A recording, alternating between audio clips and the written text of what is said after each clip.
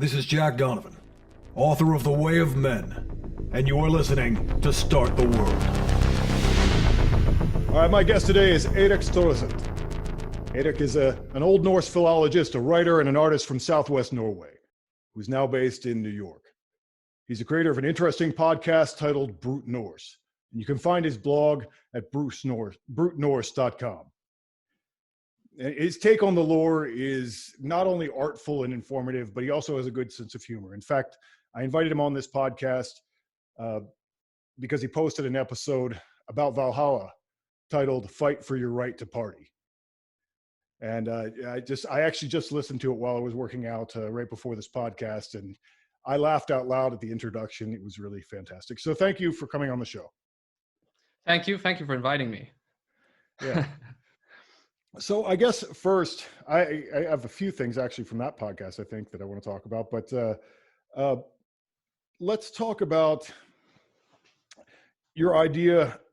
You call it what you do Nordic futurism or Scandifuturism?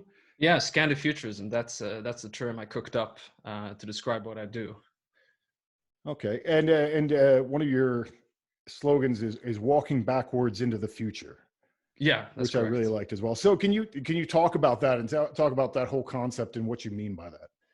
Yeah, so Scandifuturism really originated, well, if I can say that it has one single origin, because I really don't think it does. I think it comes from many different things converging or like popping out of the ground, like roots almost, or rhizomes, if you're familiar with the term, like plant-based term. Hops grow like rhizomatically, so that they pop out of the ground all over the place, but it's one plant. And that's how I think about Scandifuturism as well. It has, in one sense, it has some very clear origins, but not all of it is clear to me as of now. And I think that a lot of it just kind of appears as I go as well. But yeah, in short, Scandifuturism was basically an alibi that I needed. I needed a term just to describe what I did. If somebody ever asked me, like what the concept of Brute Norse is, like, is it an academic podcast, for example?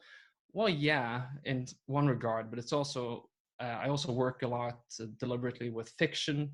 There's a lot of like fictional devices. In some aspects, it's also museum education, but I probably have a lot of the discussions that museums like that they want to say that they want to have, but don't actually do. And there's an aspect of magic to it, but also about trying really to reinvent the way that we make the past relevant to us. You know, so it's maybe incidental that it's Scandifuturism specifically because I am Scandinavian. I feel very rooted in my own culture. But I want to get away from the old kind of trite paradigms and aesthetics of the whole way that the past and the Scandinavian deep past is presented. Because it can be quite, and like the aesthetic that follows it is also very bad taste very often, more often than not, perhaps. And that's, I think that the medium, to paraphrase a podcast that I'm a big fan of, actually, Word Studies, they recently had an episode called "The Medium is the Message," and I think that that's almost a slogan in itself that I could probably really stand by, and that's the whole reason. Yeah, well, Brute Norse has a very deliberate aesthetic, I should say, and people think that I go through this with some degree of ironic distance, but I don't think that there's any distance there. I just use humor very deliberately as a means of expressing my proximity to the subject, rather, I would actually say. I don't know if that was rambling. Probably was, but... That's fine. What that's what podcasts are for. Have you ever listened to Rogan? Yeah. It's fine. Yeah. Aesthetics are really, really important. And I think that that's one of the things that interested me about what you were doing is that so much of people, many people who talk about modern paganism and whether they're talking about the historical side or whatever people are doing now, it's old, and not old in like a good way. It's Yeah, old in like there's this 19th century aesthetic that they're all the art that they're using and everything is coming from like the 19th century kind of exploration of this kind of thing, and it's kind of done. It's not very yeah, exciting. And I think that if you're going to have a culture that's going to be alive, it has to be alive now, and it has to be relevant. And I think that one of the things that you actually mentioned in your podcast about Valhalla actually was about the skalds and the warriors and so forth. And it reminded me of a discussion I had recently with someone, maybe something I read about the idea that poets make heroes, and to a yeah, certain sense that that poets are part of the process, that they need to be kind of aligned with that heroic culture to a certain extent, because otherwise then you don't, because those guys a lot of times don't write or create art. And so if you want to have heroic art and you want to have heroic poetry and all that, you need a Homer. You yeah. need a Homer to go with your Achilles. Yes, exactly. And I think that people often forget that a lot of what we see, coming down to us, that we tend to see as one unified image, is something that has been created over time, not just as scholars interpreted the sources, because that's also an aspect to consider here, but that the idea of Valhalla didn't come in one finished package. It was actually created as they went along, probably from a meandering stream of different sources, some probably very surprising.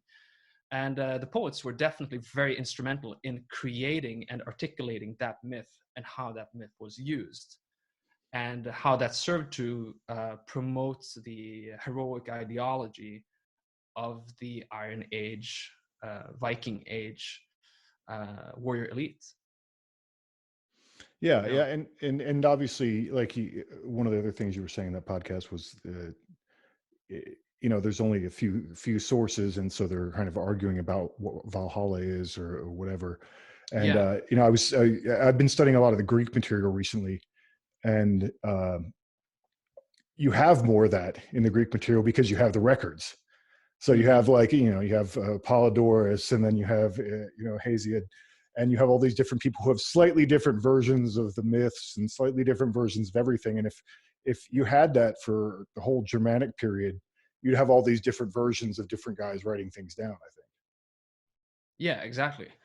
Yeah, because I was talking to a friend about this, who's been helping me out actually researching the future episodes of this podcast series that I'm doing about Valhalla, and I had to reach out to him. It's Michael Moynihan from of Tyr Yeah, fame yeah, and yeah, stuff yeah, like that. yeah, Yeah, and he has a PhD in Germanic philology, yeah. and so I reached out to him to ask him about a lot of the kind of continental Germanic material, Mm-hmm. and we made some startling discoveries along the way. For instance, like the earliest sources we have, and that doesn't mean, of course, that is the earliest, the first time these ideas were articulated. That is probably not the case either. But the first sources we have for this kind of idealized, kind of like idealization, the transcendental hall, are Christian heroic poems from like recently converted Germanic peoples, who, and it's probably a conversion strategy at that point. The best place to be is the mead hall. You want to, the it place above all is the mead hall, with the warriors, with the guys, with the warlord. Well, yeah, What's better than the warlord? yeah, Well, it's like painting Jesus as this warlord, the Drichten, in the other world.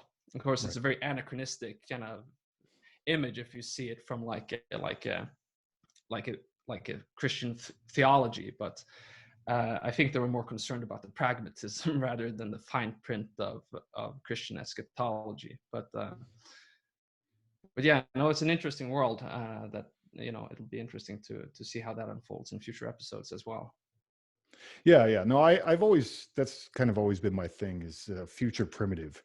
I've always liked that. I always liked there's this spot in the 1960s where they were kind of rediscovering the classics, and you have all this kind of like Isamu Noguchi, which I think his museum is in Brooklyn. I went there when I was in high school, or the Bronx or something like that. And this Japanese guy, but they're making like these sculptures out of stone that look like bones. And people were trying to rediscover the primitive in a way, but in a very through a modernist lens. Yeah. And I love that whole period of stuff artistically, just because it's kind of future primitive. It's a little bit of both. I mean, if it's kind of the era that both spaghetti westerns came from, and also like the samurai movies that were basically the same at the same time. Yeah, that's interesting actually, because that combination of old and new is also essential to my concept of Scandifuturism, and is also what I mean when I say walking backwards into the future. I sort of like my use of kind of absurdist and surrealist imagery is both my reinvention of pre-Christian skaldic metaphors, which are severely surreal and often deliberately humorous. We just don't get the punchlines because we don't expect them to be there. But when you really look and expect them, you really see them. And in my content, I really try to tear down that wall between now and then, and create a sense of historical confusion sometimes. So by comparing, I'll say that I live in the new Roman Empire because I live in the United States, and I'm a Romanized barbarian. I think that you mentioned similar concepts in your writing, I think. Oh yeah, I mean, we're definitely in some kind of new Rome. It might be a global Rome, I'm not sure, but it's definitely some kind of empire like that, because it's a cosmopolitan society. I mean, obviously you're in New York City, and most people live. The internet makes everything kind of cosmopolitan. Yes, of course, it's the death of subculture very often. Though maybe that's not exactly true, but it finds new expressions. Certainly not the same as it was, but no, yeah. But yeah, it's funny because I have to admit that I am, in one sense, very cosmopolitan, even though I often insist that I am not. But I'm also, I think people who say that they're anti-modernists or something like that, they have a bigger issue, because I've never made any claim that I am that. I think that I've come to admit that there are many aspects to me that are very modern, for good or for better or worse. But I often have this argument with my wife, because she will say that I'm so Americanized, and I will always deny it. I will never be American. I'm more Finnic than American. I'm not even an ounce of Finn in me.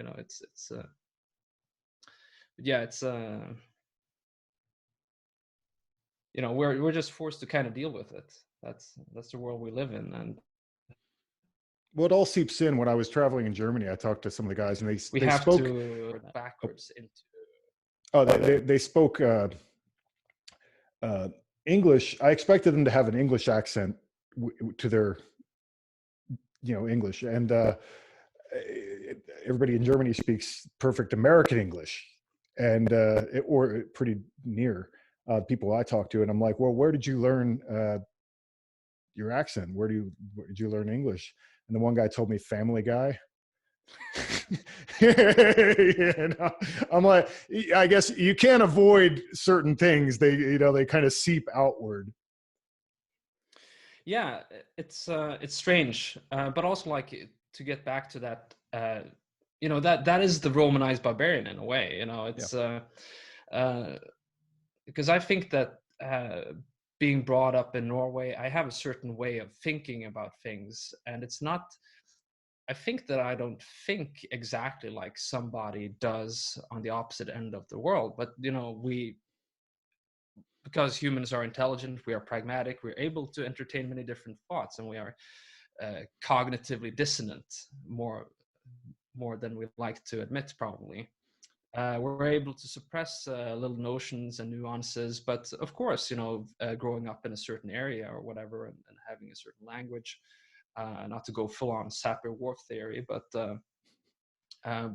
you know, it does affect you. There are certain like atmospheres or certain noises or sounds or something that are very dear to my heart, uh, that just are with me all the time. And with Scandifuturism, I think that allowed me to you know, as Heidegger did, I guess, like don his lederhosen kind of, and just turn these little gestures into these almost rituals of either cultural celebration or like elevate very mundane things into kind of a spiritual significance, you know. Yeah, yeah. So it's a No, coping mechanism also for me to, you know, since I am estranged from everything that I find familiar, uh, you know, I can entertain myself by you know, pretending that these are profoundly important spiritual concepts over here in the New World, like being able to get barley flour or something like that is a huge hassle, which is a staple of Norwegian cooking, for example. okay. Bullshit like that. Uh, yeah. Well, I mean, that's part of. I mean, really, people. I mean, obviously, when you're talking about Germanic things or you know, Scandinavian things or whatever, I mean, it's obviously far beyond this. But people always talk about the Vikings, and obviously, that's what Vikings were traveling everywhere, Yeah. and you know, making contact with many different kinds of people. So Yeah. Um, yeah, absolutely. And I think that yeah, I lost my trail of thought, but I think that many people, especially people who consider themselves to be kind of like have a pagan outlook on the world, considers it a grave sin to have some sort of morbid or perverted fascination with the modern world, even though they might have it. It's sort of like something that they feel like they shouldn't have. I've sort of tried to relish in the fact that I live in the age that I do, and just sort of participate in it uh, from an observational sort of standpoint at the very least. And yeah, uh, well, I mean, you're alive now, and they were alive then. You yeah, know, I mean, like they lived in their world, and we have to live in ours, whatever that is. And then you can take whatever you want with you, or whatever. But you know, we have to live the lives we have. I mean, I know so many people in that you know, people who call themselves pagan or whatever. I mean, I think they really just want to be 12th century farmers, and yeah, you know, you know, and yeah, I'm not really about that. I mean, it's not wrong. You know, like if you want to be a yeah. farmer, No, that's cool. Being a farmer is good. But you know, I mean, I think that's not all of the culture, even those people's culture. no, exactly. A lot of people also people who are very pessimistic, specifically about the modern world. Uh, you know, by all means, there's every reason to be, but a lot of the people who sort of idealize kind of these kind of heroic aristocratic values of the past, I think they tend to project themselves as part of these elites. You Right. know, You're never the thrall. It's like no, they're never the thrall. you're never the, you know, the peasant, you know, in the least sunny part of the valley who doesn't even own his own property, you know. Right. But that's who most of my ancestors probably were. um and I think that was like when I started you know, coming of age, and I came into contact with philosophies that were like traditionalist literature and stuff like that. I Right. could never Right. really, never really go all the way with that stuff, because I felt that there was a big elephant in the room, and that was that all of the folklore and all of the folk culture that I adored and that I really found interesting belonged to the lower strata of society very often, you know. And they didn't seem to be my. Of course, there's everybody has an uncle or aunt who says, "Oh, we're descended from this and this king or whatever." Oh, everybody's descended from Everybody's- Charlemagne, man. That's yeah, exactly. You know, everybody wants in on that big, they Right. want a slice of that aristocratic cake. Right. But I always thought like there's something nice to just be that, you know, simple, you know, grain farmer or like the cobbler, you know, in some fjord or something like that. And so that was what I was really attracted to. You know, people may assume, you know, because of the medium of what I do, you know, the expression that I choose with Brute Norse, that I am some kind of like the whole like Scandifuturist thing is some sort of like urbanite phenomenon, you know, Right. that is like this, you know, it's just because, you know, I'm like a pencil neck who lives in the city or something like that, that I do what I do. But, you know, that's, as a matter of fact, you know, that's not how it was before I moved to the US. I used to live kind of semi off grid in a cabin in the woods. Had to carry my own water and stuff like that. So if I had continued that lifestyle, probably my visual expression would have been somewhat different. But it's not because I am like I shun the countryside and I don't want to do physical work that I've chosen this. I think that the expression I have chosen is specifically to demonstrate that if you want to really go forward with a constructive interpretation of paganism, it has to somehow conform and harmonize with the actual world that you are living in. Yes. And it's not as if anything that the pre doesn't apply to the rest of the world. All of these principles are alive in everything we do, whether you're in the countryside, you know, tilling the fields, which is, you know, nice and idyllic, and on certain days I wish that that's what I was doing. But it's also right here in the big city, like right here on Manhattan. Like when I go outside, you know, it's full of mysteries and strangeness and eldritch things. And I think that I happen to think that my interpretation of the Norse sources as kind of like a wellspring of philosophical thought probably stems from the fact that I am, in many regards, deeply cynical and pessimistic in many regards. So I have a very I have sort of a dark interpretation of the mythology, which probably is, you know, it's just how I see things. But I tend to think that the big city, for example, is one extreme of the same ideology that the gods represent, basically. Because the gods are manufacturers, they're innovators, they're artists.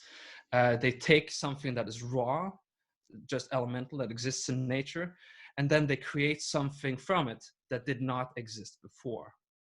You know, the entire universe, the natural universe is an example of that, actually, in mythology, if you take, you know, the myth of origin seriously, you know. Yes. This was not how things were originally. There was a completely different order that existed before this. Right. The gods are not in complete and total control, and to a certain degree, the nature of reality and the universe is also a riddle even to the gods. You know, Odin is always trying to figure out like the mystery of this thing that he, at least partially, has created himself, like a sculptor in a way. And the crisis of the gods, like with Ragnarok and stuff like that, is reflected also in the crisis that humanity faces all the time. I think that the unsustainability of the mega city is more of confirmation of these mythological concepts than something that is at odds with being a pagan. Yeah, I mean, another thing that you've said before was that, which I've also talked about, and I even actually talked about this over lunch with Edward Thorson one time, is that is that a lot of people look at this kind of thing as just nature worship, and you had said, no, I don't think so. And I feel the same way about it in terms of, if you look at the creation story, or really any, creation story, because, all through Indo-European things, a lot of things line up. Mm-hmm.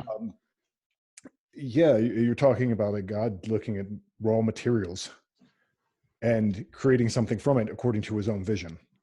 Mm-hmm. And I mean, that's what man does always. Man's always taking natural resources and turning them into his own vision and reordering the world according to his own liking. Yes. And then also, but going back to what you said about Odin, always knowing that it could fall apart at any time and trying to figure out the mystery of it, because you don't know everything. I mean, this virus thing is a perfect example about humanity thinking that they have everything figured out and then realizing that they don't. Yes. It creates new mysteries. The thing that you create creates new mysteries to a certain extent. Yeah, and it's also significant that some of the things that the gods use to create certain things, like you have the Fenris wolf, who is not directly but indirectly a product of the actions of the gods. It's a reaction towards like divine behavior, you might say. Mm-hmm. When they create the chains that shackle the Fenris wolf, Mm-hmm. they take all sorts of things like the beards of women, the roots of the mountains, the rumble of cats walking. Right. That's my favorite one. Yeah. And these things don't apparently exist in the world anymore. Mm-hmm. Like they take things and they deplete those resources in order to create the things that they do sometimes.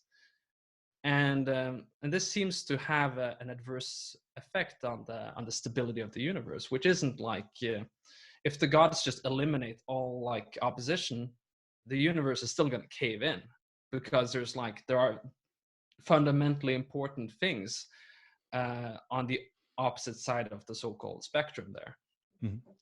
But likewise, if the gods sort of fail in their mission, if nature succeeds in what it has to do, then we're all fucking screwed. We won't be able to live, because we need houses, we need to be able to cook, and we can't live like beetles out in the woods.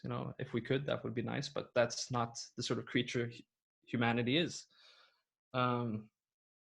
But yeah, I think that is this whole virus COVID thing is a great example of that. Great example of what I call the trollish, which is just the immanence of nature that is always seeking to do what is natural. The virus doesn't have any motivation to go out and kill people. Right. But if you go to like Scandinavian folklore, you have the trolls and stuff like that. They're kind of passively accumulating whatever they get. A troll doesn't go out and like slay dragons and take their treasure like a hero would do. A troll just kind of accumulates treasure because they whack heroes who try to kill them. Right. And it's just they kind of like their power is just based on kind of passive sprawl, like moss or something. Mm-hmm. And if they take something, it's just like an opportunistic niche that they're filling. They're just filling a void. And, well, that's what animals do, really. Yeah, yeah, exactly. So I think that in that regard, like the what I call the trollish, which the virus is a great example of, it's just like the virus doesn't have any motivation to kill us. It's just like it just happens that we are excellent at providing grounds for it to reproduce and spread rapidly all over the planet. But having said that, paganism is not, I contend that it is not like nature worship. There's a term that I absolutely hate. Me too. But if you just look at the big picture, zoom far enough out, culture, which is always, as we imagine, straight lines, squares, architecture, grids. It's, you have a lot of control on a micro level, but the more you zoom out, the more chaotic it starts to seem, and the more like it starts to pattern in odd ways.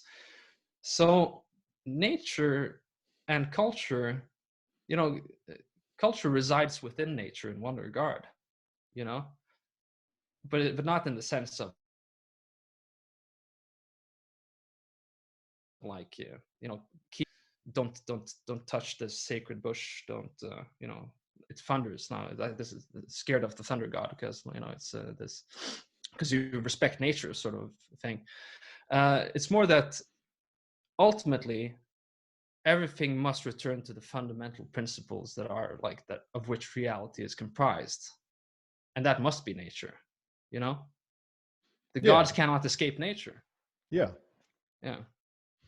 Absolutely. I mean, it's chaos. Nature is chaos to us. It may not be chaos to nature, but it's chaos to us, to a certain degree.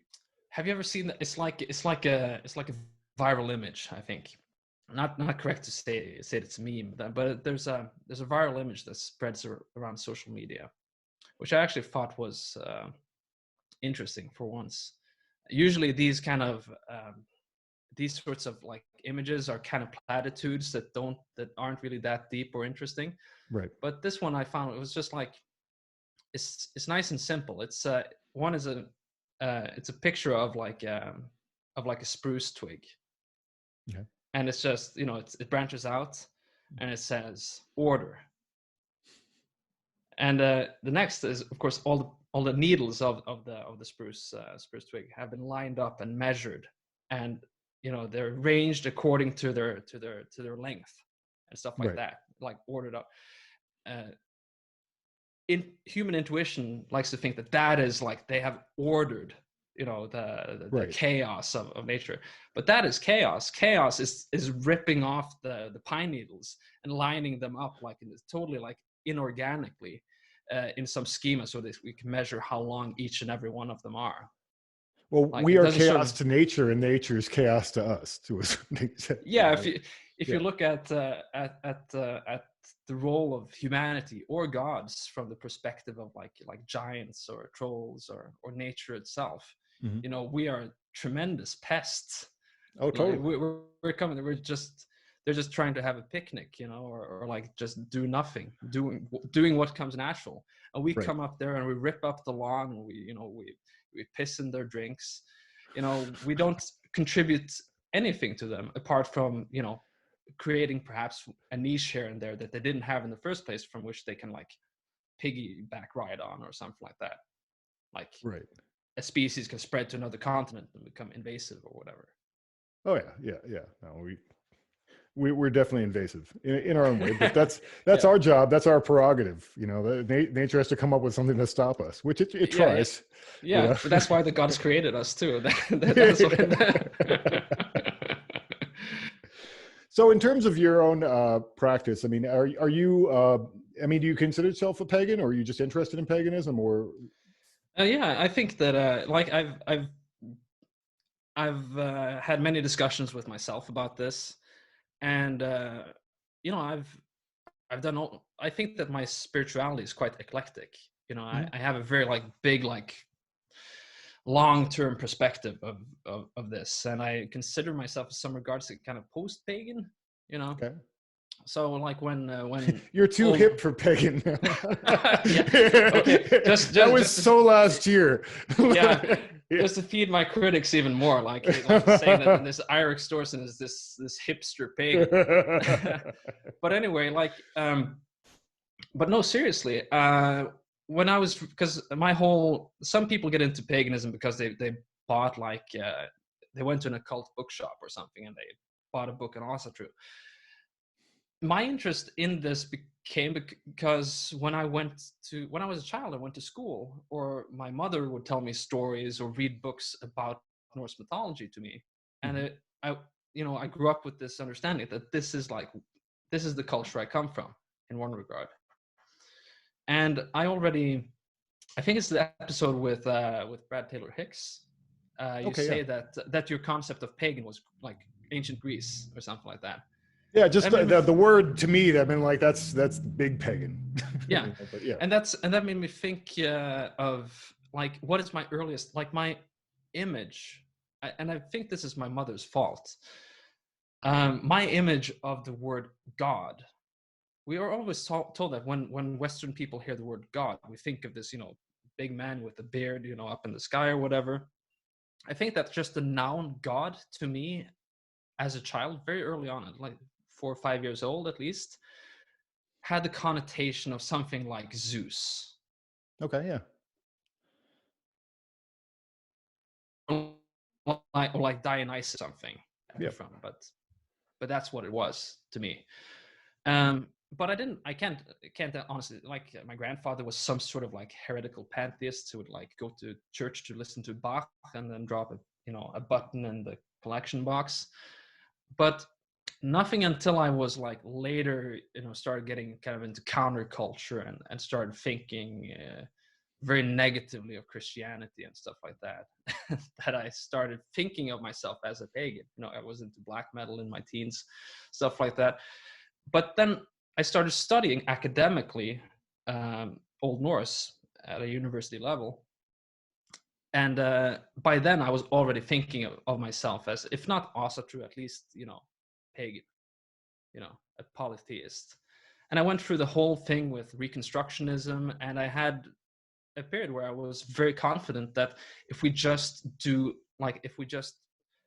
go deep enough scientifically with this, we can piece it together somehow. We can create an apparatus that if we can't make ourselves believe it, we can make somebody else believe it and kickstart it, Yeah, yeah. This is almost this kind of like Lazarus-ian, like pagan necromancy in a way, where you artificially engineer a thing. And I had friends who were like these kind of anti-modernist types, who were really like into, just, planting potatoes and doing all sorts of stuff. Like there was a brief detour into animal sacrifice and things like that, which originated actually as like just purely practical, how should I say, teaching each other how to slaughter lambs, because that is just a useful skill. If you want to be self-sufficient in Norway, sheep are a great idea. And we started doing these like slaughtering courses where we teach each other how to slaughter. And then we're just kind of like, it's not economically viable for this farmer to actually do this, and it's kind of a hassle, and there's a lot of risk involved when you're teaching people who have absolutely no clue how to do this. It can get kind of messy. Yeah. And so like for different reasons, both ethical and others, it just became like we go to our friend and we slaughter one sheep, mm-hmm. and we eat it. Mm-hmm. And then we have like other things. We have gestures and toasts, and we start to almost like ritualizing it. Like we drink to the person who was responsible for slaughtering the animal, or we will place like the head like up in like a ridge in the mountain or something like that, mm-hmm. as a token of gratitude to like some unnamed set of powers, some gods. But we were all very like academically inclined, so we didn't want to say this god or that god. And there's also this idea that the line is broken, mm-hmm. So we try to pick up where somebody else left off, but the signal is kind of lost. But can we find the frequency, to maybe regain that? Because we don't know, like, are the gods sleeping? Are they dead? Do they even exist? I really like Jung's, the way Jung approached it. I actually don't like his essay on Wotan. Yeah. I don't like a lot of what it says about Wotan, but one of the things he talks about is it being a channel that's like an archetype is a channel that has been run through many, many times over the history, and just kind of waiting for the water to flow back through it. And mm-hmm. Yeah. I like that idea a lot as a metaphor. And I don't know. I've definitely think in some of my practices and so forth that I've done, you can find something, but then because you do a bunch of research, and I have an essay about this in the book that I'm writing right now, is that it's kind of our fate at this point to be able to see all of history. Yeah. That's part of what we can see. So that, lends to a certain skepticism and a certain, like, well, I can see when that word changed to that word. I mean, that's what you do, right? I mean, yeah. you can follow all these things and see, well, okay, well, here's the continuity in this idea. And that's kind of what I'm interested in now is the continuity of the ideas. And because the same ideas have been around for a long time, they just get different names. Yeah. And so the same idea is still there. Yeah, a lot of the stuff that I was that I learned when I was because I had aspirations to become a serious academic at some point.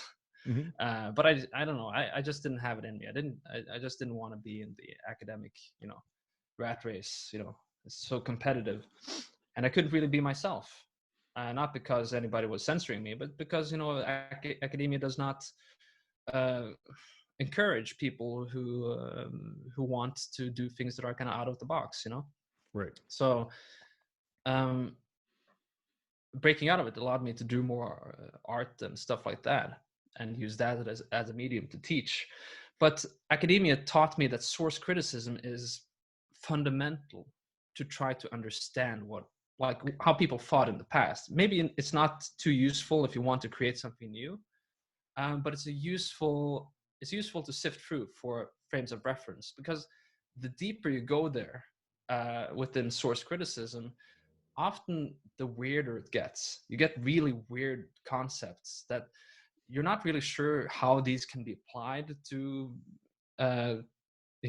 to anything really necessarily, but because they're so localized, so indigenous in a way, that it's hard to create a medium where people are on board with it, because you have to be kind of born into the whole tradition in a way. Sure. But yeah, I think that with Brute Norse and Scandifuturism, and probably really it comes back to what are the roots of my Scandifuturist concepts.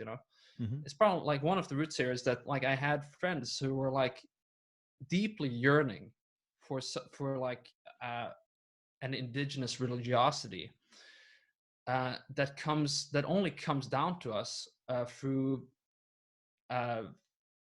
anthropological works of local folklore and stuff like that, records of all the peculiar shit that people in the villages used to believe, weird folk tales, and really, really technical studies of pre-Christian religion, Christianity, folk religiosity in the 17, 18 to 1900s. All of that stuff, and all of this just comes together, and the result is that they're looking for the gods that Christian polemicists call blind and deaf. If you read the sagas, they're always going you believe in this blind and deaf god? That's what these Bond villain missionaries are saying. And I always thought about that, well, I don't know, either the gods are blind and deaf or sleeping, or they're just somewhere else, or maybe I'm misunderstanding the whole thing. Maybe it's because I don't know what a god is apart from the narrative. The myths say the god is something like a person, but infinitely more greater and more mysterious and very powerful. But I don't know what the nature of the gods are. So what I do is I kind of go out and I try to look for the gods, not the specific Freya, Thor, but I'm trying to kind of channel or identify an unknown god. And that's actually I side note, but me and a friend are trying to compile a Scandifuturist grimoire. Okay.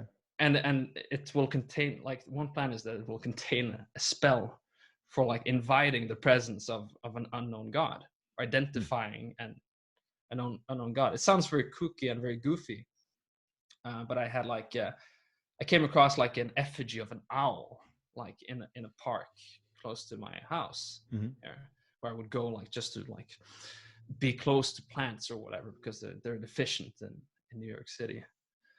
So, and I just found it kind of hidden behind a bush. So I just decided one day that I'm going to start giving it pennies and stuff like that.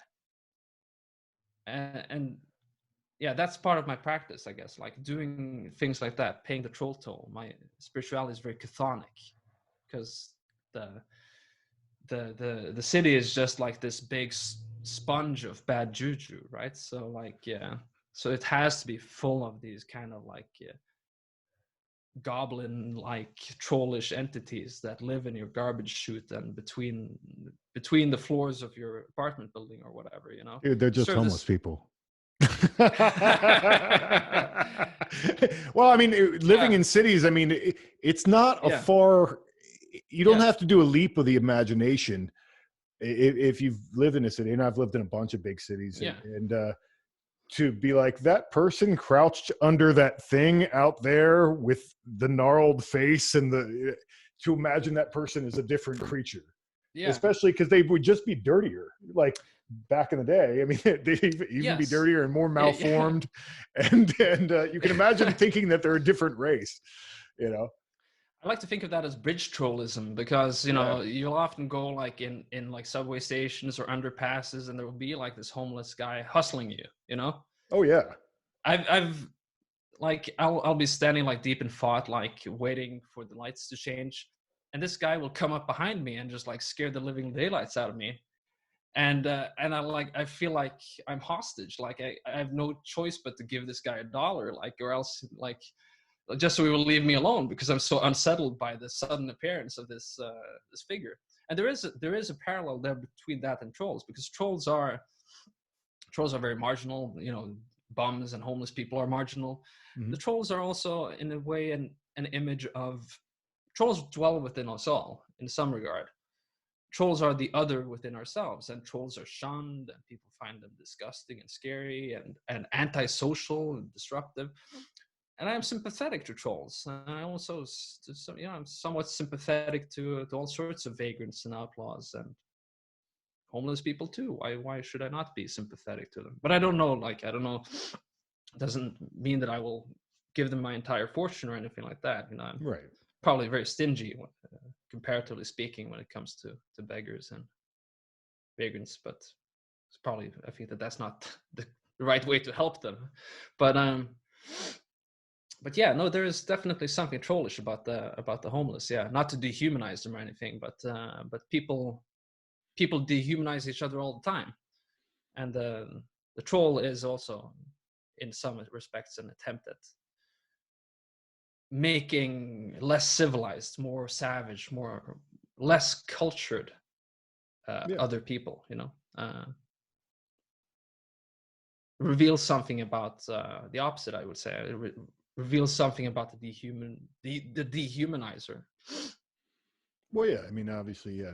Whatever is not like us. I mean, that's the root of the barbarian, like the word, right? I mean, in terms of like Yeah, the bar or whatever that they call the outsiders the barbarians, and it's yeah. just the people who don't do what we do. Yeah, and if you identify with the barbarian and you identify with the outsider, you know, it's easy to be.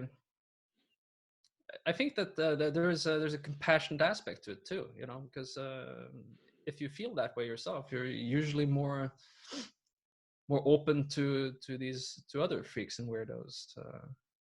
You know, I know that I have no ambition of being completely square and you know, perfectly well adjusted to society. I'm moderately well adjusted, so I can I can keep myself sane and maintain a romantic relationship and keep my job and so forth, and hopefully not collapse into some bizarre addiction of some kind, as many people do. Also a form of trollishness, I suppose. Yeah. Yeah. Well, people. I mean, there's a certain level of well-adjusted. I think you have to be an adult and be productive, and also. Um, I've known a lot of people who were just dead set on being outlaws all the time, Yeah, and well, that good luck with that. But if you don't pay your taxes, then you can't get a loan, and like there's all kinds of and then you can't do anything, you can't make anything, you can't your powers are very limited. So yeah. you have to interface with the world in a smart way to really get the best out of life, because that's what you're trying to do, right? Yeah, some of the weirdest, most wizardly people I've ever met have actually been people who somehow have found a way to just game the system and appear as being extremely just well adjusted and having great success at their jobs and stuff like that. when they're actually these occultist madmen, if you know them Right. properly, you know.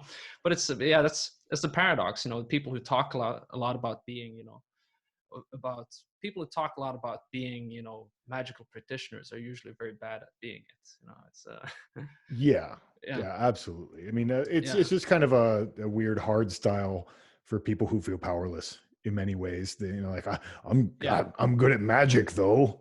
Okay, well, you yeah, know, yeah. But at the same time, I think that like people like you and I who have like podcasts and stuff like that, Mhm. it's useful to like name drop those techniques and stuff like that, just because you want to make people aware that they exist. Oh yeah, yeah. You I mean, know, so it's because they're, you know, yeah. I mean, magic is interesting. I'm really interested in ritual. I mean, one of the things, and maybe you could talk to this because you've talked a little bit about it in your podcast. Um, because I've been interested in ritual magic and so forth, and teasing out what is a pagan ritual and what its purpose is, or what you think it should be, versus yeah, what is just occult spell casting, what's sorcery, and what's a ritual to honor gods, and what is something that was really just came from black magic. And you know, and you mm, talked a little bit about, I think that when you talked about Icelandic um, staves and so yeah, forth. yeah, possibly.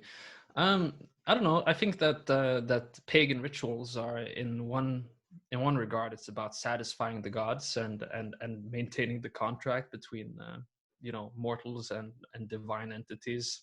Mhm. Because the gods are, you know, whether or not they care about us on an individual level, they do care about uh, what humanity is doing on a general level, and they like to get acknowledgement. I do believe, and they like to get credited, and they like that we check in on them every now and then, like a parent What or you something. doing? Yeah, how's it Yeah, going? yeah, yeah. It's like calling your grandma. But so I think that that's one aspect of it. Of social cohesion, of course, religious ritual creates a sense of community. That's huge. Yeah, exactly. A That's sense huge. of One of the things I found, you know, I've been conducting rituals for a few years, and I used to do it every month, and now I just do it occasionally for a small group of people, occasionally a larger group of people. And when I went through a period where I was trying to figure out, well, why do guys want this? yeah, What are they getting out of it? Because I'm there to do a job. I'm in the priest role doing a job. What is my job? mm, You know, what do they want? And one of the things that I found that I think that they are really doing is they've made some kind of connection with these myths, and they want to see it. If you're just I just read a book about a myth, and it's at home, and it's very personal to them. And I think, you know, other people go to church, other people do things, they want to see it in a big form. yeah, You know, they want to connect with it in a way with other people, and it gives them a sense of identity to be in an event where that happens. And because then they can take that back, and that informs their own spirituality and their own connection to it, is if they've had some kind of experience with a group of people who all are on the same page. Because that's actually gets really yeah, exciting when you get a bunch of people who are all there for the same purpose, doing the same thing. um, that becomes a really powerful experience for people. And so they're kind of seeing the myths, you know, in a way that connects with the unconscious. I think a little bit more than they've looked at them in a very conscious way, in an academic way, maybe not necessarily academic, but you know, whether it's sitting home reading or whatever, looking on Wikipedia or wherever they came across these things.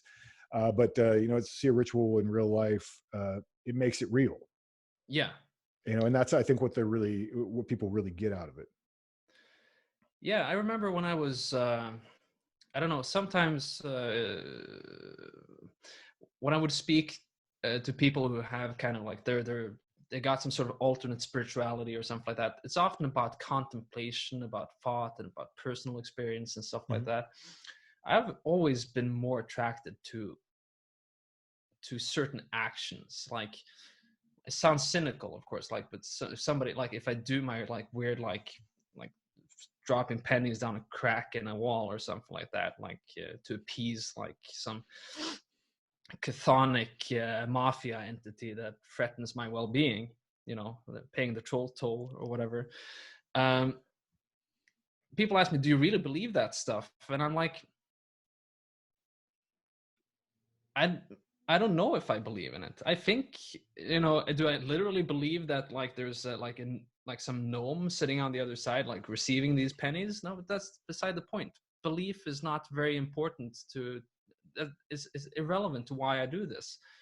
I think that the action, the performance of it is just as important as any conviction that it is like true, in the sense like that this coffee mug is true, or that I believe that there's wine in this glass or something. You know, it's like I cannot be sure of anything that I cannot see, and I have to doubt even that in some regards.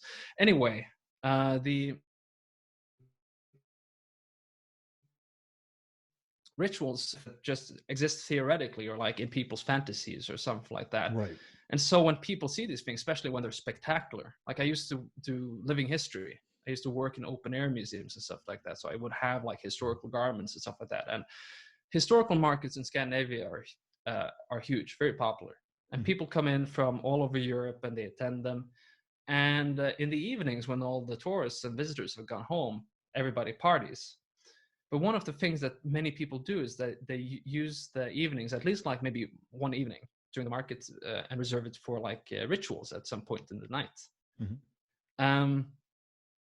And so since I worked at one of the museums where this was, where we had such a market, and I was also an academic working with Old Norse religion, many people, yeah, of course, also because I had, you know, I had expressed interest in this stuff and participated in this sort of thing, people would come up to me and they felt like this was kind of my turf, and they would say like, is it okay if, are we allowed to perform a ritual here? Like, oh, yeah, knock yourself out. I'm like, but or they would ask like, can maybe you could do something, you know? And that's like the priestly role, like that academics also can have, but especially like in that context, because it was performative, so that people would request like, can we do like a blot or something? And I'd be like, yeah, sure. And then I would like turn around and I would immediately just like, what am I going to do? You know, and try to cook up some sort of ritual for the evening based on like whatever research I was doing or like something that I've been thinking about. And oftentimes it was really fucking hard to come up with something. And I would come up with some sort of improvised ritual and try to make it seem like this is like it's natural. It's like I think William Butler Yeats has his, in one of his poems, he talks about like, it's Adam's Curse, I think, the poem where he talks about like how difficult it is to compose a poem, you know, because every word is measured, but it has to come out as if it was just like something that you just came up with. It has to flow completely naturally, as if it was just spontaneously. So trying to do that is very hard, especially when you're at these events and if you're nervous or you're drunk, which you often are. It's been a lot of nonsense that I've said during these rituals. I've conducted pagan weddings where I'm like, just, they ask me when I'm already drunk and I'm like, like everything I say is nonsense, you know, and I don't remember like what I'm supposed to say halfway through, and it was a disaster. But sometimes like when you sit there and you really take it seriously and you take people through a procession, like there's a whole like rite of passage aspect to it, and there's fire and they come to a new spot, maybe a spot they haven't been to on like at the site they didn't know existed there, and you raise like a pillar. We would raise like a world pillar, and we had a ritual nail we beat into the top of it and stuff like that. And I say like stuff like hereby I declare the sacrificial peace, and whoever breaks it shall be guilty in the wrath of the gods.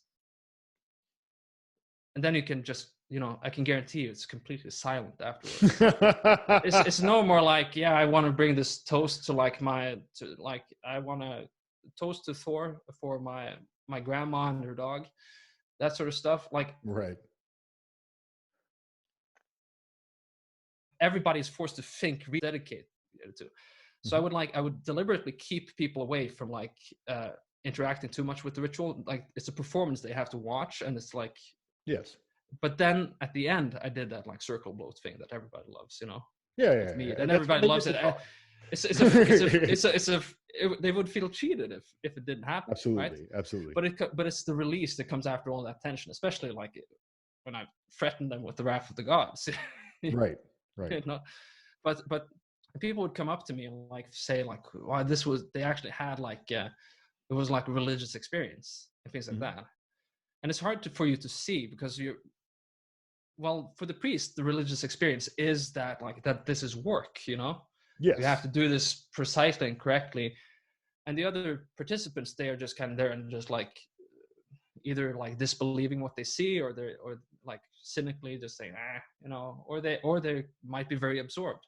Right. And some of those like people will come up to you afterwards and be like, wow, I had like a profound experience. Like the hairs on my neck were standing, you know, at attention, and it's a ritual that I cooked up in 2 hours, you know, in like on a tree stump, trying to figure out something cool to do. But that was somewhat like in the spirit of like trying to take seriously like the past and the past religion, but maybe a ritual that doesn't even resemble something that they would have done. Who even knows? But that's not important. We don't really know. Thing. Yeah, but it feels significant in the moment. Yeah, I mean, it's about intent as much as anything. I mean, if the thing is that if they're asking you to do it, they want to be there, and they want to have an experience, and they're already connected with these ideas in some way that they're important to them. And then, you know, by you taking an action and making that a reality for them, they're experiencing everything that they have in their mind is coming together, you know, like they're connecting with something from the past, you know. It's great. Even if it's totally fictional, if they think that they are like, and that's of course the big question, because I can be notoriously intolerant of people who do paganism very like without any critical eye whatsoever, and don't really bother like studying the sources seriously and stuff like that. Right. I can be very dismissive, can be very harsh, and I have very little patience, especially for people maybe who think that who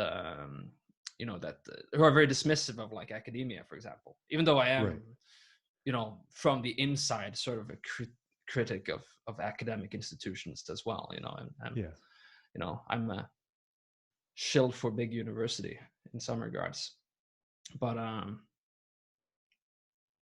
yeah, so I think that like after my reconstructive phase, I was perhaps a little bit dismissive of it, because I felt like it was kind of a dead end to just go full like reconstructionist. Yeah, like the gods have to be something apart from like a bearded guy in a costume, you know? Right. They can't be like just a 10th century fashion statement, you know? And your whole like religiosity cannot be based on that pageantry alone, you know? No, absolutely. Pageantry, I guess. Yeah, the pageant. Yeah, I mean, that's where it becomes silly. It's like, well, you're alive now, and if you actually believe that the gods are alive, why do they need you to dress like from a different period? Where, I mean, that was just the expression. I mean, if you look at Christian art going through the centuries, God looks like whatever they looked like at the given period. Yeah. You know, God has a different, you know, Jesus and all the people in the Bible, they all have different outfits depending on whether it's a Renaissance or, you know, any other period. And critics of that approach often like are people who just don't really understand religion very well. Like they'll say that, Jesus looks like an Anglo-Saxon. Obviously he didn't. Well, that's not the point. If you go to Ethiopia, Jesus is a black guy. You know, it's like the point with like how they depict Jesus is that people have to be able to relate to him. You know? Yeah, exactly. Because Jesus, like the story of Jesus is that like God manifested in a nobody. You know. And so it has to be a nobody that you can recognize yourself in, I guess. I think that must be. Yeah, well, you're trying to connect with some kind of internal divinity. You have to be able to figure that out. You know, you have to be able to picture that. in your head, Yeah. I think, and I think that makes it easier. I think with like to once again return to Scandifuturism and hobos Mhm. and stuff like that. There's of course like the homeless people aren't just trolls. There's also like a very like Odinic thing about the homeless man on the subways Oh, they're spewing wanderers. They jump profanity. from train to Yeah, train, and they yeah. have lore. They could tell you riddles.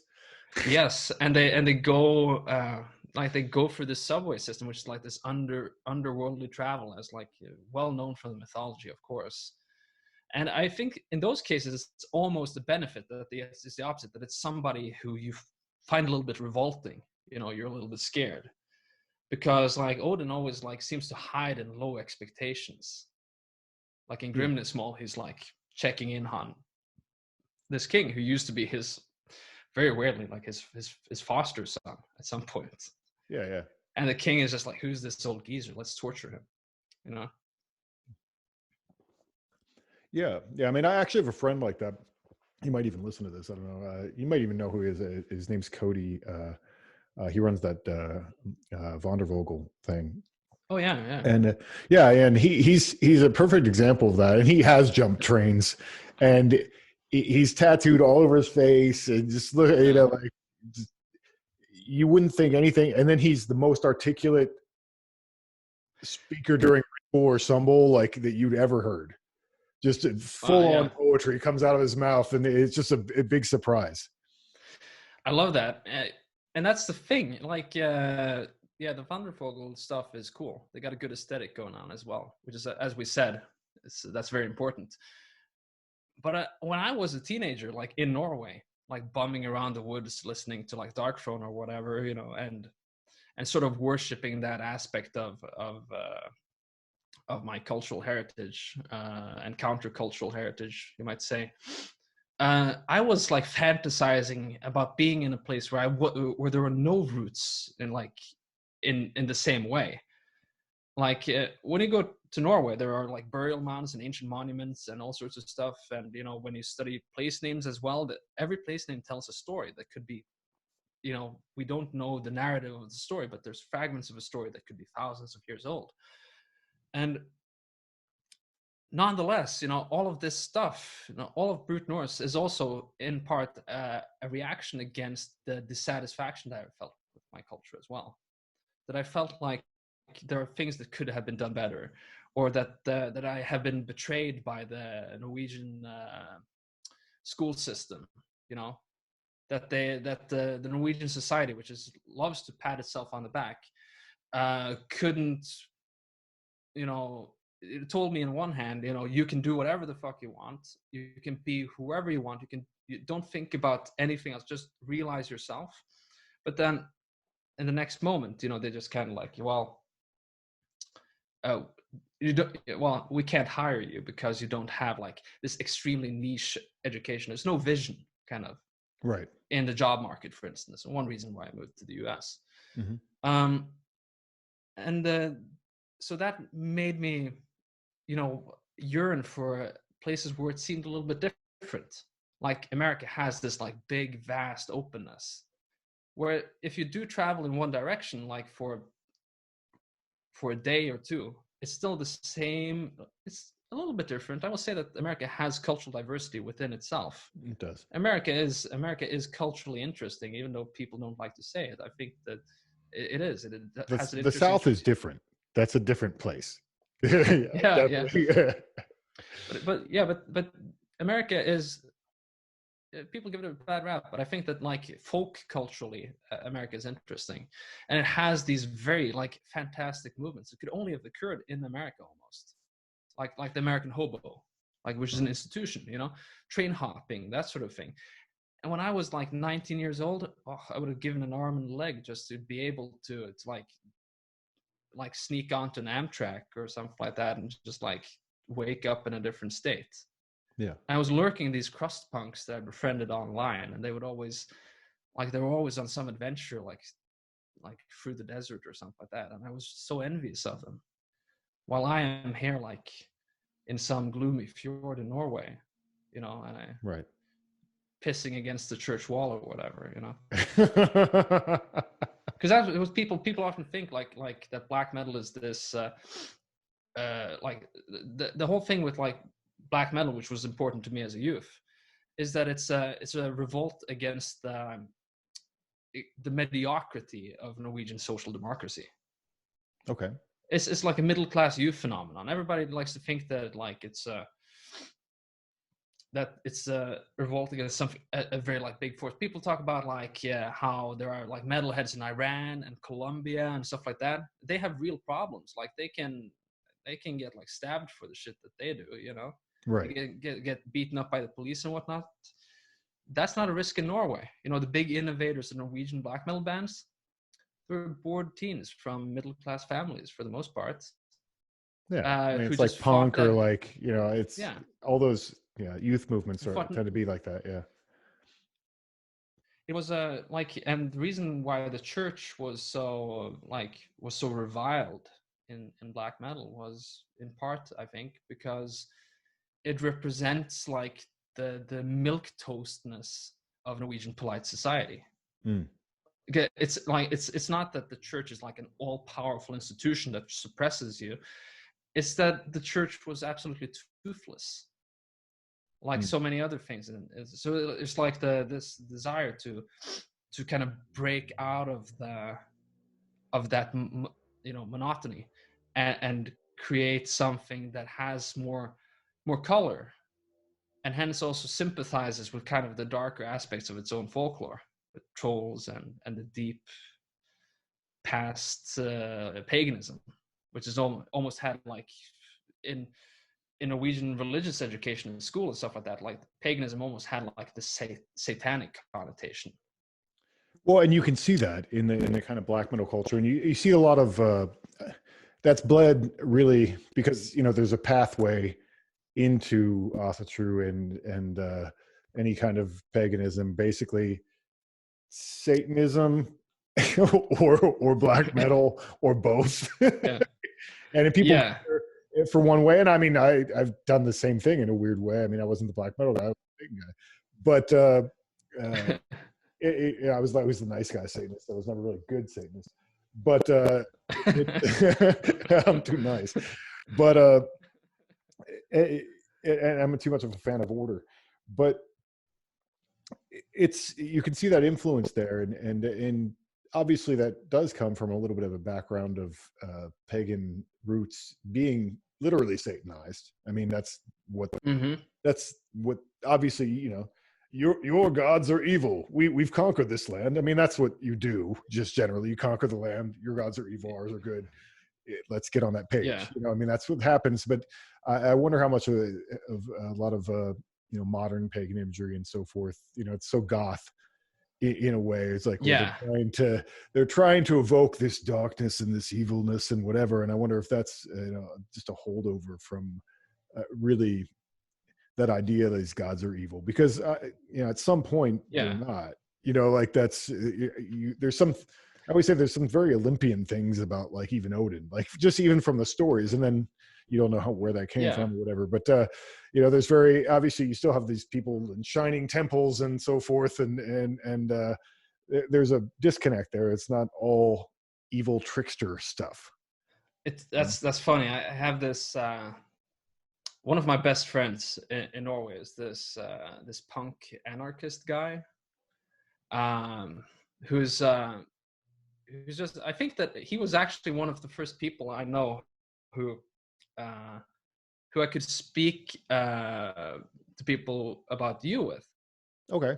Because he was like, I remember we were walking in the mountains once, and he was talking about, he was listening to the podcast. I think it was you, like the early episodes, because you had, I did a season a while back. Yeah. So I remember he was one of the first people I knew to bring you up, actually, which is kind of, you know, kind of funny. But this guy is he's like complete like anarchist, like far left anarchist. He's like the guy with the beard and like the cartoon bomb in his hand, kind of like ideology, you know. Right. And he's and this guy is I was so hung up on the cartoonish image of him that I lost my trail of thought. What was I talking about right before there? You said that he mentioned me and he was listening to podcasts from the early season or something like that. Yeah, but before that, I think we were talking about the Satanism and black metal and yes, yeah, this guy. So he one time, because I think people knew that I was really into Vikings, and I was studied. I was kind of pagan, and I studied Old Norse and stuff like that. So they thought that I was just this kind of like Viking metal bro, or right, something like right. that, And so this is kind of like before we actually became proper friends. He came up to me at a concert and he showed me his button. He had a button on his lapel or something, and it was like a Thor's hammer with like a forbidden sign, like a red circle and like a lot over that. And he said, "What do you think about this?" And it took me by such surprise that I like burst out laughing. And we had a discussion like if you think about it, like no thunder god, yeah. So it's like so we started like thinking about like inverted Thor's hammers, like all sorts of like spins on this, right? And we just kind of concluded like at some point there's like transcendentally speaking, the Thor's hammer is interchangeable with the cross. Maybe not in like philosophical content, but if you're talking dualistically, Mm-hmm. Of course, people juxtapose those, but of course it's not like the Christian medieval Anglo-Saxon and pagan, like they have totally inverted like ideas about what is good, like what is a good life.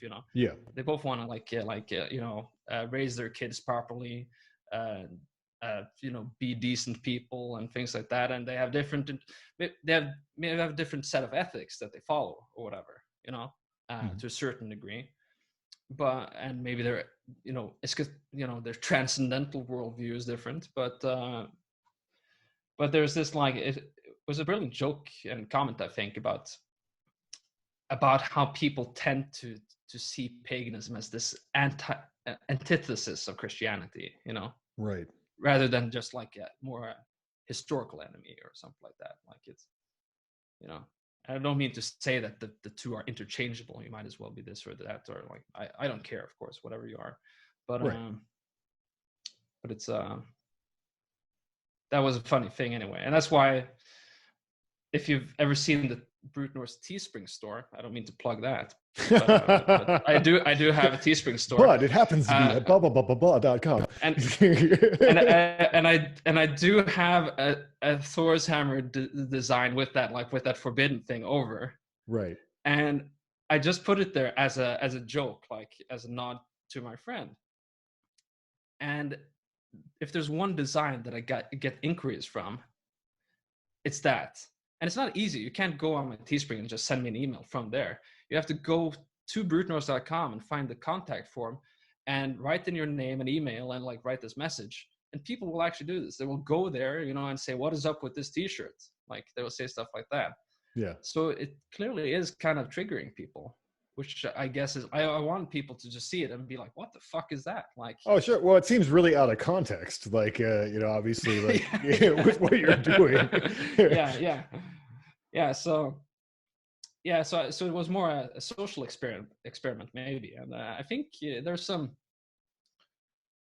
like black metal musicians or something that a couple of those, which goes full circle because I think the original pin was distributed through a black metal label, but yeah, I don't know. I think that it's weird because there wasn't like a backlash against paganism within black metal when it was at its most nihilistic too, which is kind of silly as well. Like this idea that like black metal has to be anti any form of spirituality whatsoever is totally idiotic. I think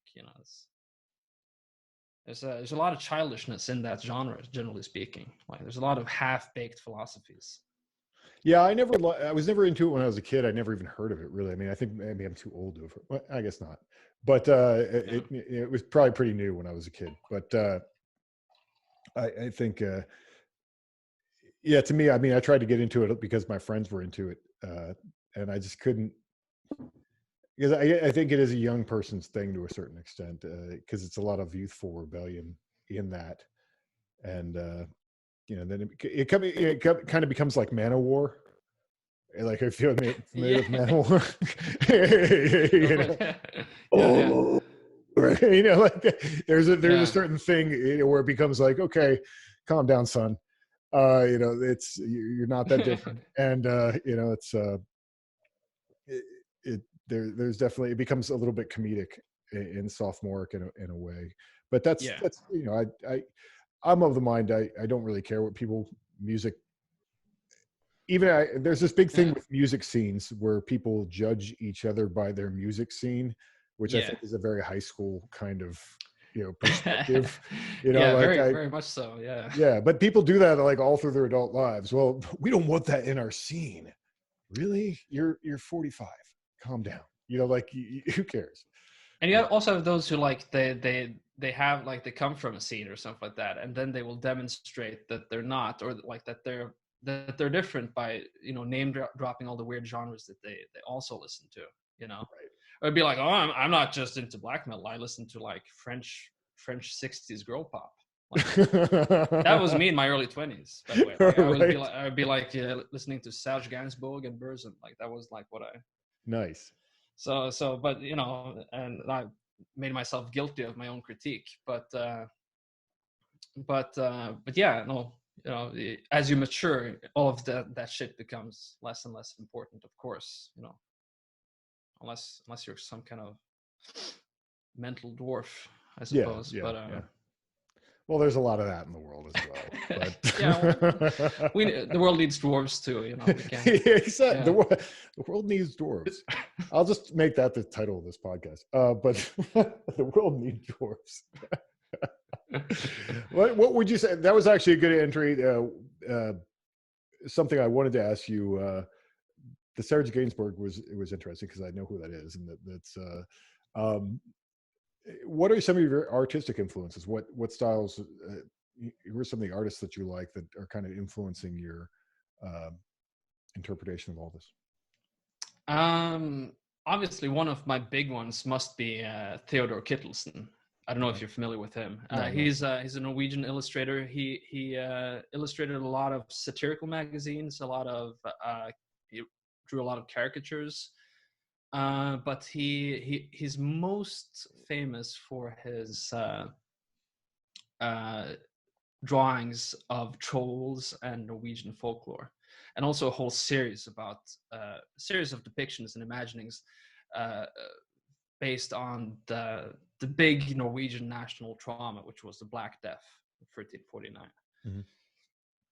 So that guy has been a big influence on me, just because when I see his stuff, it feels close to home. And that's not necessarily because like I grew up in the sort of landscape that he depicted. It's just that's like culturally encoded in me in a way. So there's that. I'm very inspired actually by a lot of surrealist art. I used to do performance art, and I used to do lectures as a form of academic lectures, as a form of art performance, collaborating with a friend of mine who is a visual artist by the name of Rasmus Hungnes. Mm-hmm.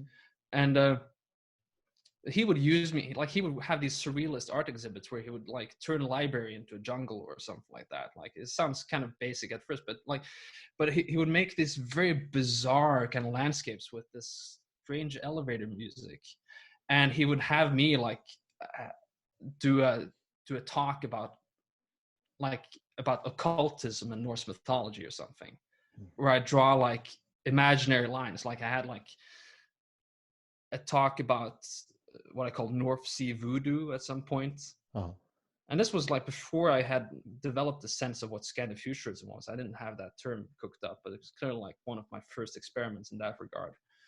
So I did a lot of that stuff. I curated an art show where I deliberately made everybody like the whole point with the art show was that it was based on the meat of poetry. Okay. But if anybody came in there looking for like Norse art and like dragons styles and animal art and stuff like that, they would see none of it. So I would use the content as I saw it, but not the medium, not the expression of Norse art itself. And so Skaldic poetry, surrealism. I had a lot of, I was lucky enough to be part of a small academic clique, you might say, when I was studying in Bergen, Norway, where I had some of my best mentors were kind of the people who were not tenured at the university, but had PhDs from there, but for whichever reason did not have jobs there anymore, or like, yeah. So those were people who were kind of embittered, very forward-thinking, creative people who thought outside of the box, and always told me to just kind of like be very skeptical of any promises that like professors would make you, or like don't trust them if like they're stringing you along for this or that. Like they want to, they just want a certain number of exams or whatever to fulfill certain like bureaucratic criteria of the university system and stuff like that. You got to think for yourself. And my supervisor at some point said, to be a Norse philologist is like being an artist. You have to find other ways of making a living sometimes. And at some point, like when I was very disillusioned with academia, I just thought, why not just be an artist? Yeah. So like, it's kind of hard to say, because I think that I'm very inspired by like just kind of speculative realism, cyberpunk aesthetics, a lot of like weird like 80s countercultural figures like Genesis P. Orridge and stuff like that. I guess, you know, people who thought kind of had strange ideas about things and used like their material in unorthodox ways. And some of my academic between Skaldic poetry and like and surrealist art. Like it sounds like something that doesn't occur to many people very easily. Like that Salvador Dali, for instance, would have anything in common with an Iron Age warrior poet, because their worldviews are certainly very different from each other. Sure. Their lifestyles are different. But what some of the surrealists have in common with the Skaldic poets is that they analyze nature and they analyze phenomenon and substance and things, and they try to distill it down to like, what is the essence of this, like, and how can I reproduce this in poetry without imitating nature in a naturalistic way. So they have like a naturalistic depiction that pays tribute to nature without actually without actually creating a natural image. It creates surrealist images. So the bottom of the sea is like a hilly meadow or something, and whales are like cows grazing on the hills or whatever, you know, Right? Things like that. Or as I used in an example I used in the latest episode, the battlefield full of blood and guts and human trauma, and the most terrible place that many people can imagine finding themselves, you know. From the perspective of a raven, for example, or a wolf, or any like other like carrion eating animal, this is very pleasant. It's a wonderful, like it's a feast. It's a cornucopia of everything that they find nice and associate with positivity, if they would have such a concept, you know. So I was just like, I found that stuff to be very profound, and maybe the key to actually understanding how pre-Christian people thought in a way. And the Skaldic poetry is also tremendously mischievous. You know, it's full of jokes and puns. And Norse mythology also has the same. It's full of like little clever jokes. and very serious things, just like intermingled with with very very crude material sometimes. Like it's very burlesque, and I associate that with kind of a more like old timey organic outlook of the world. I think that if you want to live a sane life that is in any way in balance with how the world works, it has to be somewhat humorous in a sort of grotesque way. Sometimes you have to make peace with the way that the world is actually quite harsh. The best way of doing that is by playing around with inversions and jokes and humor. Yeah, Right? I Making actually it, often think that a lot of culture comes from jokes. yeah, And when I've hung out, when I've tried to create groups of men, and you start, that's actually kind of where culture starts. Where you start to differentiate is that you get inside jokes. And yeah, then your inside jokes have inside jokes. And then sooner or later, you get to a point where you could be talking and no one else would know. If you aren't in the group, no one knows what you're talking about. yeah, And it just become plays on words, and the way the English do with their words, or plays on words, or plays on words. It's very much the same thing. I think that culture differentiates by a lot of times a bunch of guys sitting around a fire telling jokes, and then 3 weeks go by and their jokes are incomprehensible to everyone else. yeah. A good one of the things there is like, well, another way of putting this is like you have the Apollonian and the Dionysian. Yes. If you take that like from a classical perspective, both of these things have to exist. And you also have like the Olympian and the Chthonian. Mm-hmm. Hermeticists might say like as above so below. Right. You can't have one without the other. Absolutely. In Old Norse culture, and this might be an innovation of Old Norse culture, but it's probably based on very very old things. In Old Norse, you often see, especially with gods like Odin, is kind of Apollo and Dionysus in one. Yeah, it is. Absolutely. Yeah. There's no differentiation. They're not two different isolated characters. It's not like Right. like Apollo playing his lyre or whatever. It's Like odd. Odin is the king, and he's like the street urchin. Well, yeah, it's like the Dumaziel thing. Like he's the mad king and the just king at the same time, kind of. Yes, well, exactly. Yeah, because you don't have the Tyr is like a small myth, but then you have Odin is both things all the time, which is kind of interesting. Makes him an interesting character, which is atypical. You don't find that in a lot of other religions for that guy to be both. Yeah, exactly. And I think that is it is very important. And I see that also like in Norwegian folk culture as well. People like to attribute that to the fact that there was, since the Middle Ages at least, there's never really been an indigenous aristocracy in Norway, apart from like very big landowning farmers, for instance, Mm-hmm.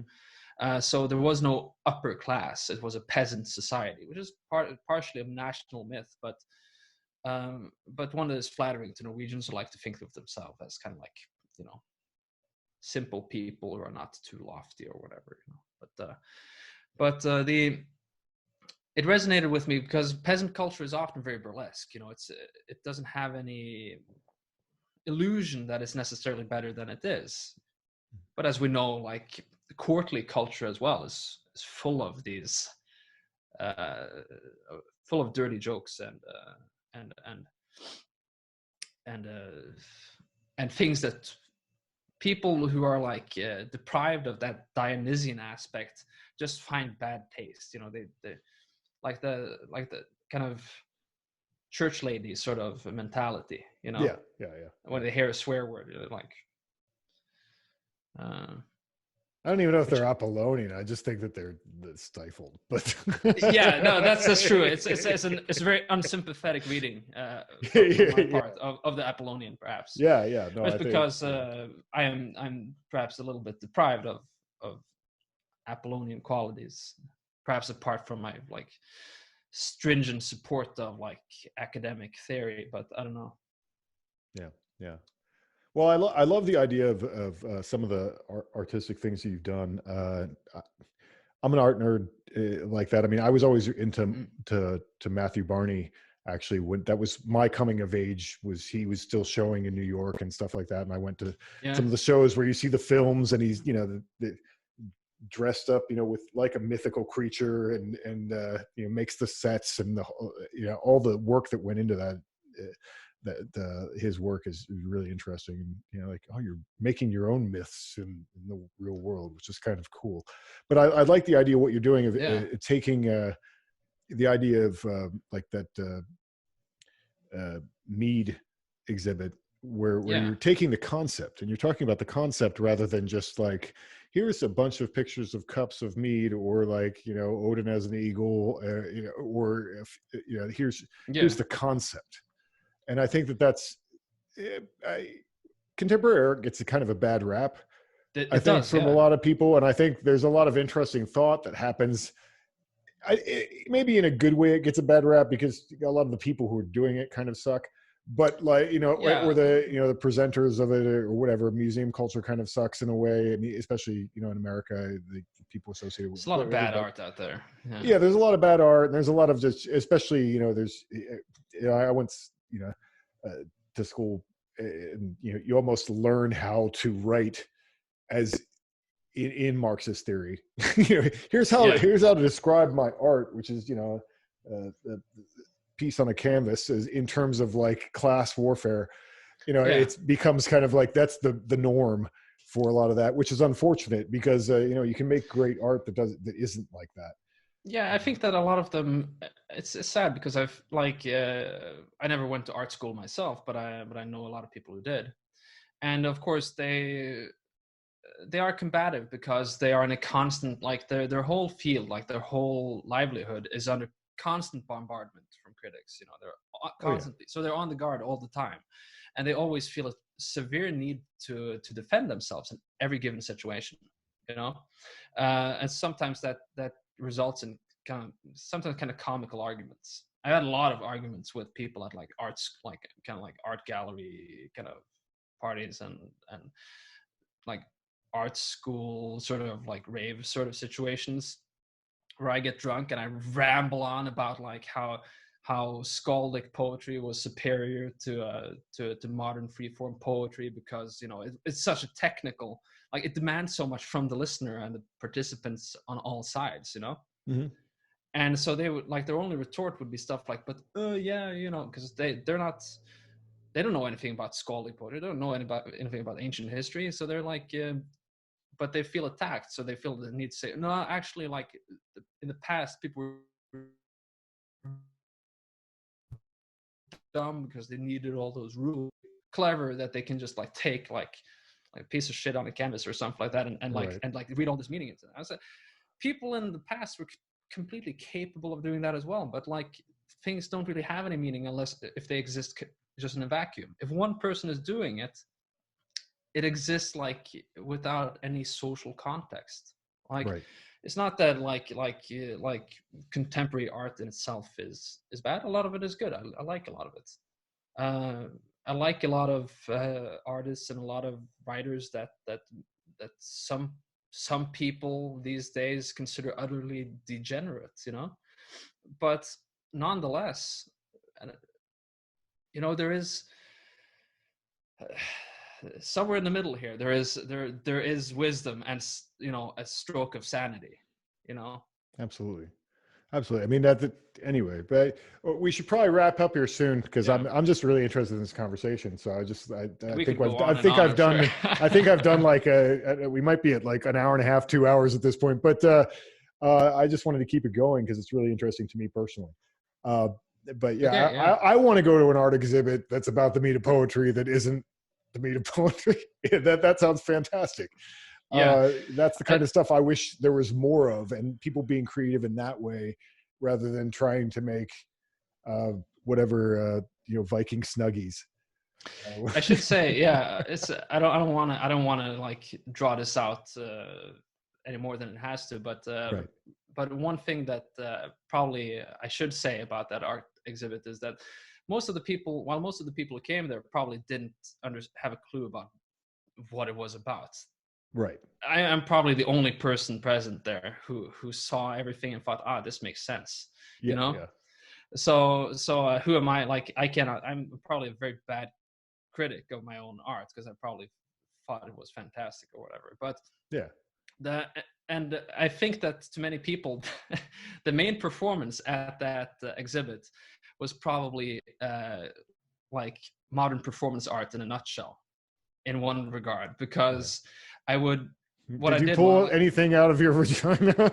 I did not. I don't have one, so I couldn't. But I know. That's what I always think about when but other things came out of my body. Okay. So what happened was, like, I did this this big ritual which was inspired by Greek mystery cult, and Awesome. I had this big at the time I was also like kind of dabbling like Crowleyan magic, and so I had like Okay. this black robe and stuff like that, and so I did this. So I had a friend helping me. She was a wonderful costume designer and stuff like that. So we were performing kind of like the dichotomy between like giants and God, Mm-hmm. and we did this ritual where or actually we're more like Aesir and Vanir. So Aesir Vanir war Okay. ended.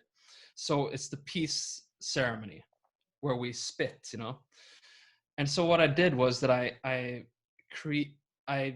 made some sort of bread, and I made all of the audience members like chew this bread, and then I forced them like spit it back out. You spit it back into this container now, like.